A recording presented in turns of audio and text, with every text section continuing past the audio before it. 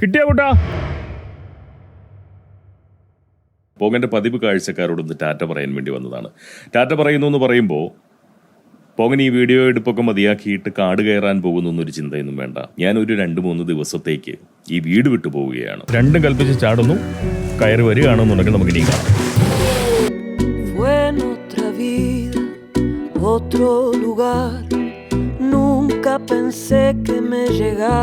എനിക്ക് പ്രത്യേകിച്ച് ഒരു ലക്ഷ്യമൊന്നുമില്ല. ഞാൻ എവിടേക്കാണ് പോവുക എന്നുള്ളതിനെ കുറിച്ച് എനിക്ക് നിശ്ചയമില്ല.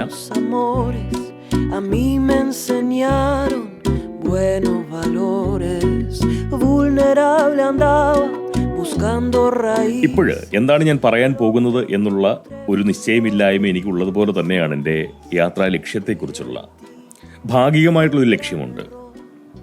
ഇന്ന ഇടം വരെ ഞാൻ പോകും, പക്ഷെ അതിനുശേഷം ഞാൻ എങ്ങോട്ടേക്കൊക്കെ ആയിരിക്കും വണ്ടി തിരിക്കുക എന്നുള്ള കാര്യം എനിക്ക് ഉറപ്പില്ല. ഇതിൻ്റെ അനന്തരഫലം എന്ന് പറഞ്ഞു കഴിഞ്ഞാൽ ഇവിടെ വീഡിയോകൾ സംഭവിക്കാനുള്ള സാധ്യത ഒരു 2-3 അങ്ങേറ്റം പോയി കഴിഞ്ഞാൽ ഒരു 4 ദിവസത്തേക്ക് നമ്മുടെ ഇവിടെ വീഡിയോകൾ സംഭവിക്കാനുള്ള സാധ്യതയില്ല. പോങ്ങൻ എന്തു പറഞ്ഞാലും എന്ത് തരത്തിലുള്ള വിഷയങ്ങൾ കൈകാര്യം ചെയ്താലും അതൊക്കെ വന്ന് കാണാൻ താല്പര്യം കാണിക്കുന്ന, സന്മനസ് കാണിക്കുന്ന, സഹനശേഷി കാണിക്കുന്ന സദ്ബുദ്ധരായിട്ടുള്ള ആളുകളോടാണ് പോങ്ങൻ ഇത് പറയുന്നത്. ഞാനിവിടെ സ്വകാര്യ കാര്യങ്ങളൊന്നും അങ്ങനെ പറയാറില്ല. ഒരു യൂട്യൂബർ എന്ന നിലയിൽ ഞാൻ എൻ്റെ ജീവിത യാത്രകളെ ഒന്ന് അടയാളപ്പെടുത്തി വെക്കണം. ഒരു വ്ളോഗറിന്റെ രീതിയിലല്ല, സാമ്പ്രദായിക വ്ളോഗറിന്റെ ഒരു രീതിയിലല്ല, ദൈനംദിന ജീവിതത്തെ പകർത്തി വെക്കണം, ചിന്തകളെ പകർത്തി വെക്കണം എന്നൊക്കെയുള്ള ആഗ്രഹം എനിക്കുണ്ടായിരുന്നുവെങ്കിൽ പോലും പ്രേക്ഷകർ എന്ന് പറയുന്ന എനിക്ക് വന്നു ചേർന്നിരിക്കുന്ന പ്രേക്ഷകർ അത്തരം ആളുകളല്ല. ഒരു കുറച്ചുകൂടി ഗൗരവ സ്വഭാവമുള്ള, കുറെ കൂടി സാമൂഹ്യ ബോധമുള്ള, കുറച്ചുകൂടി പൗരബുദ്ധിയുള്ള ആളുകളായതുകൊണ്ട് വ്യക്തിപരമായിട്ടുള്ള എൻ്റെ കാര്യങ്ങളെക്കുറിച്ച് കേൾക്കാൻ അല്ലെങ്കിൽ അറിയാൻ ആഗ്രഹിക്കുകയോ താല്പര്യപ്പെടുകയോ ചെയ്യുന്നില്ല. അതിന്റെ പ്രധാനപ്പെട്ട ഒരു കാര്യം എന്ന് പറഞ്ഞു കഴിഞ്ഞാൽ പൊതുവേ നമ്മൾ മറ്റുള്ളവരുടെ ജീവിതത്തിലേക്ക് ഒളിഞ്ഞു നോക്കിയിരിക്കാൻ താല്പര്യം കാണിക്കുന്ന ഒരു സമൂഹമാണെന്നുള്ള ദുഷ്പേര് നമുക്കുള്ളപ്പോൾ പോലും നമ്മൾ എല്ലാവരുടെയും ജീവിതത്തിലേക്ക് അങ്ങനെ കടന്നു കയറുന്നില്ല.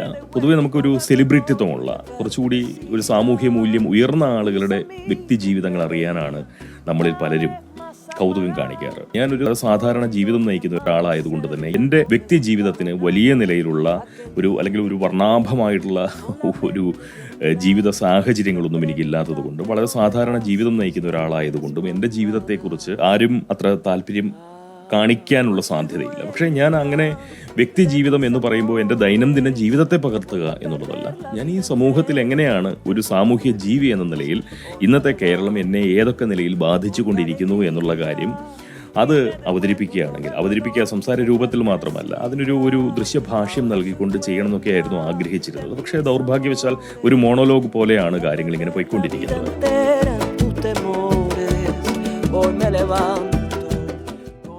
എങ്കിൽ പോലും ഞാൻ എൻ്റെ ജീവിതത്തെ എപ്പോഴും പകർത്താറുണ്ട്. ഞാനത് പങ്കുവയ്ക്കാറില്ല എന്ന് മാത്രം. പങ്കുവയ്ക്കാൻ മാത്രമുള്ള സാമൂഹ്യ മൂല്യം ഇല്ലാത്തത് കൊണ്ടാണ് അത് പങ്കുവയ്ക്കാത്തത്. പക്ഷേ ഞാൻ എപ്പോഴും പകർത്തി വയ്ക്കും. പറഞ്ഞതിന്റെ ചുരുക്കം,